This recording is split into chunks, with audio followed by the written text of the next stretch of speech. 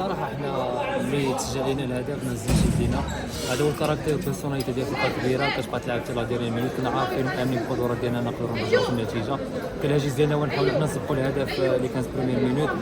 باقي ما كتبش لينا الماركو لي بريمير مينوت ديال الماتش. الحمد لله كنشكر اللعابه على ليزيفور ديالهم، على المنطلق ديالهم وعلى الايمان ديالهم اللي بقاو مامنين طيله 90 دقيقه باش نرجعوا في النتيجه ونقدموا انتصار خدمنا عليه ولا بقينا عليه باش شويه زدنا شويه داغريسيفيتي وشويه دانتونسيتي في الجو ديالنا.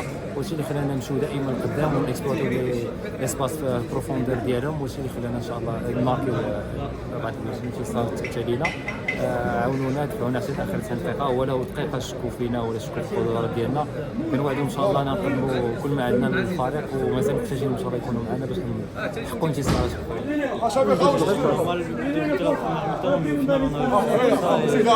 Au final, la deuxième fois, on a joué, on ressort avec les 3 points. Qu'est-ce qui s'est passé dans la partie entre les mi-temps?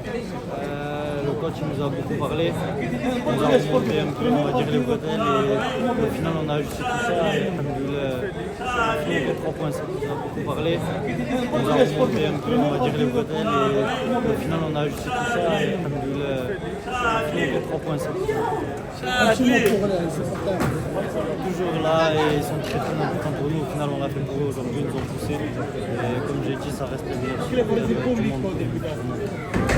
Lucas, Je lui donne une grande force et qu'Allah nous facilite pour cette épreuve et Inch'Allah il va revenir. On perd pas à domicile, c'est le plus important, on met 4 buts.